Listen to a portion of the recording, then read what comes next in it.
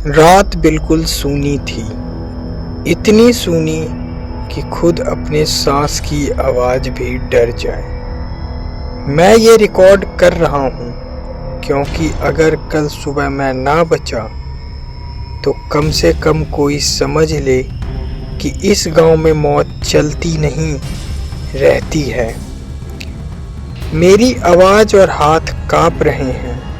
हाँ, मुझे पता है, पर तुम सुनो, क्योंकि शायद तुम्हारे बचाव की आखिरी उम्मीद यही ऑडियो हो। हमारा गांव घंघोरिया एक अजीब परंपरा फॉलो करता है। 29 अक्टूबर की रात हर घर के बाहर काला पंपकिन लटका दिया जाता है। सब ये कहते हैं, रात को अंदर रहना, अगर पंपकिन हिलने लगे भाग मत जाना, वरना तुम्हारा जिस्म मिल जाएगा पर तुम्हारी आवाज नहीं। बचपन से मैंने सुना था, पर कभी मैंने यकीन नहीं किया, आज तक नहीं किया, जब तक मेरे घर का पंपकिन खुद से हिलना शुरू नहीं हुआ। अंदर हवा चल रही थी, खिड़की बंद थे, दरवाजा बंद था, लेकिन पंपकिन हिल रहा था। उस रात मौसम गर्म था, पर मेरे हाथ बर्फ जैसे थे। फिर आवाज आई, धक धक धक, जैसे कोई आ रहा हो, पैरों की आवाज। पर अजीब बात, वो दीवार पर चल रहे थे, सीधे नहीं, 4 पैरों से नहीं, जैसे कोई उल्टा चढ़कर चल रहा हो। मैंने डर से फोन का माइक ऑन रखा। अगर कोई है, प्लीज मत आना। आवाज रुक गई, बिल्कुल शांति।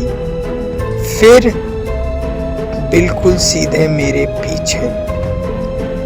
मैं घूमा, कोई नहीं था, बस एक काला पानी जैसा लिक्विड जमीन पे टपक रहा था, जैसे हवा में लटका हो कोई मुर्दा जिस्म और उससे कुछ टपक रहा हो।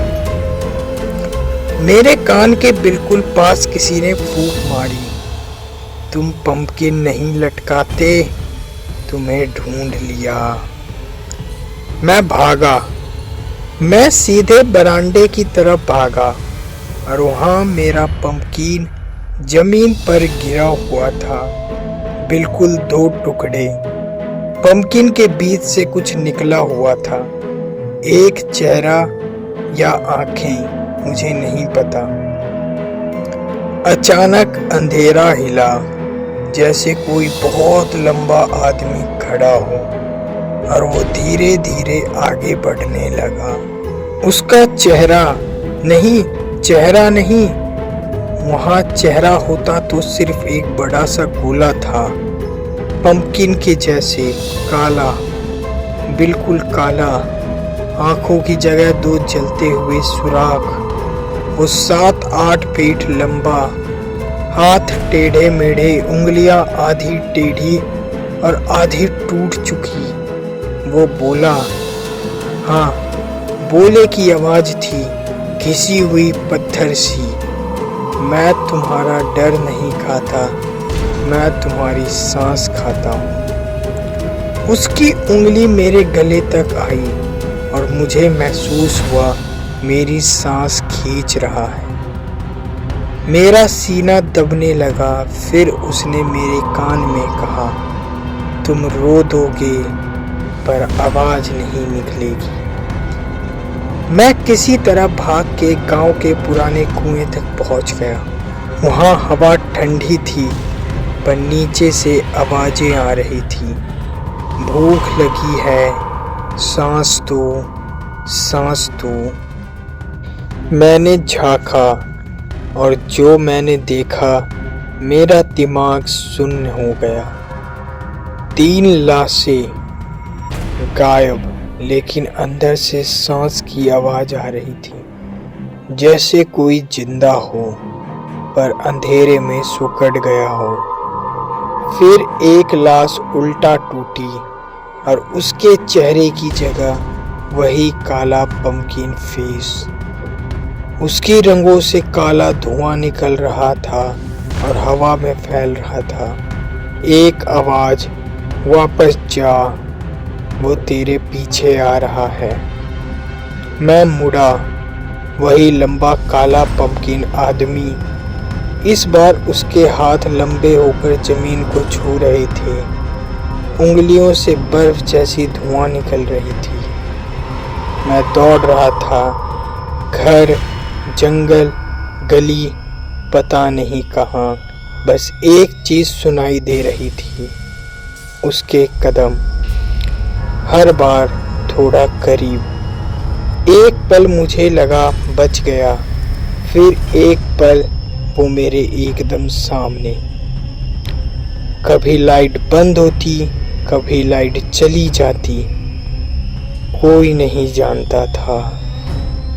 कुछ मेरे पीछे, कभी मेरे आगे, मुझे कुछ पता नहीं था।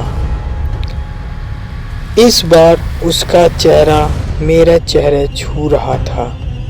मैं चीखने वाला था, पर याद आया तुम रो दोगे पर आवाज़ नहीं निकलेगी, और वैसे ही हुआ। मेरी आवाज़ गई। मैं कुछ बोल नहीं पा रहा था। मैं बस मुंह खोल रहा था, लेकिन आवाज़ नहीं निकल रही थी।